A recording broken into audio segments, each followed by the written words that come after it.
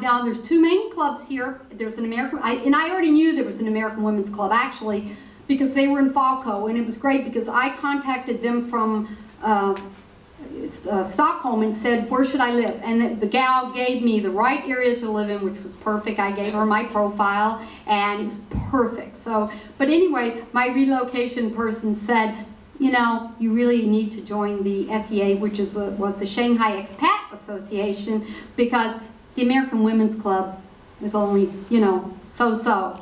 And I looked at her and I said, you know, I've heard that before. And I said, I probably will join both, but I said, you know, I'm going to put every bit of energy I have into the American Women's Club, because I said, that's the one that has my name on it, and that's the way I feel about it. She probably thought I was nuts. So anyway, but it was funny that in Stockholm, or Shanghai was just like Stockholm, the women, the presidents, and half the board were all American. So the AWC Shanghai, well, the membership coordinator was the worst I've ever seen. She was an absolute order taker. I have one of the ladies in the back of the room, Diana, was in my club there, even though you weren't in it day one, but yeah. But anyway, you didn't meet this membership person. So anyway, she, nice lady. I can't say she was very nice, but I met her some way or another. I probably called her, and I'm sure I called her. So she said, I got with her and she said, I really hate doing this job.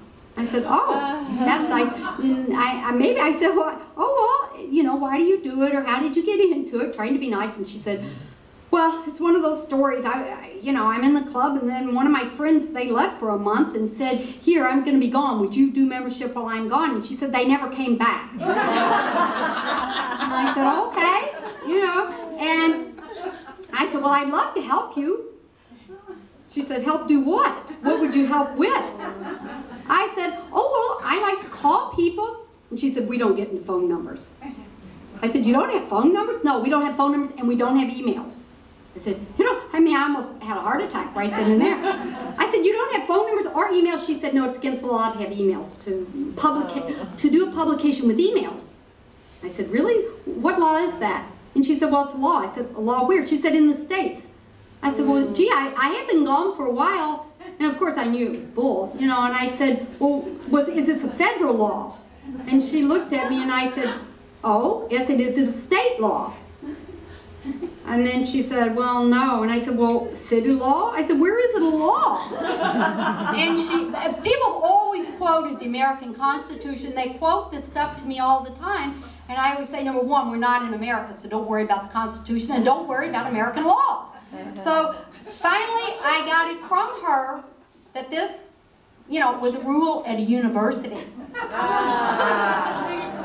She was in the library or human resource, or I don't know where she was, but it was a rule there that they couldn't, you know, do a publication in people's emails. So I, you know, said, well, good Lord. So I knew this was hopeless, you know. So anyway, she, and then a couple of months later, she was transferred. Her husband was transferred to India, so she was leaving. And people kept saying, gee, Rebecca, why don't you call her, and why don't you offer to do membership now that she's leaving? So I called her and I said, gee, I'd love to, you know, here I am again. I'd love to help, but I understand you're leaving, so why don't we get together just so we can go over this? She said, I'm not leaving for 3 months, so don't bother me.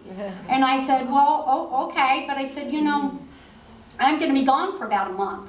So she goes, oh, she kind of got the picture then. So we got together. But anyway, I immediately, when she left, I split membership, and one person did database. I did membership, same old thing. But this club had a very dysfunctional board, very limited activities. We were in the biggest city in the world, and we had one activity a month, or maybe two. So, no vision or strategy to grow our club.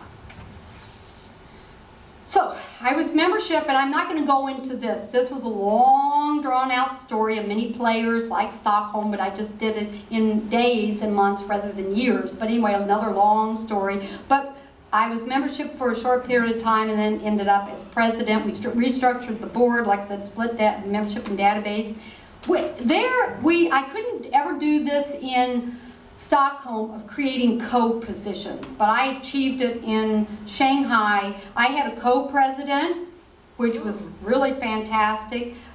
We had co-activity people. We had co-membership. Because you know, guys, you can ask people to help you and they're on your committee, but if they're not, if they don't have a position of responsibility, guess what? It's not the same thing. So if you give them that title, it makes them a little more responsible. So that ownership is really, really critical. And just really look at your activities and events and the whole volunteer thing. Get somebody that's responsible for calling people and making them volunteer. Shanghai did have some good programs. They had a September membership day, which was fantastic. They'd have the consulate, or we did, you know, vendors, things like that. So that was a good program. They had a fantastic newcomer. And, you know, I have to go back one thing to membership in Stockholm and Shanghai. And actually, even though the membership isn't good in Chicago, they do this too, which is the best part of the program. And I hope all of the clubs do this. I hadn't seen this before.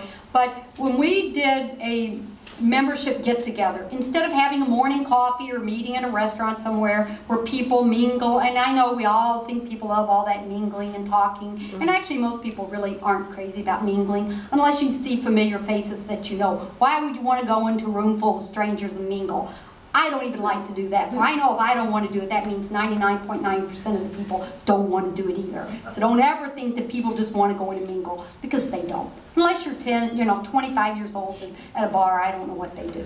So what we did though, and what to me is so effective, is to sit in a circle, there, go back to that circle thing, or do a square, or however you want to do it, but have people to introduce themselves. That way, instead of going and meeting one or two people, you hear everybody's story. So get your 10 new people or 5, and get people from your activity groups. Get your activity people, somebody who does events, who does the luncheons, and for the love of God, don't let new people go to a luncheon by themselves. Do you know how intimidating it is to walk in to a lunchroom and you don't know who to sit with, and you stand there and you walk up to a table and people say, that seat's taken. That's somebody's purse, don't sit there.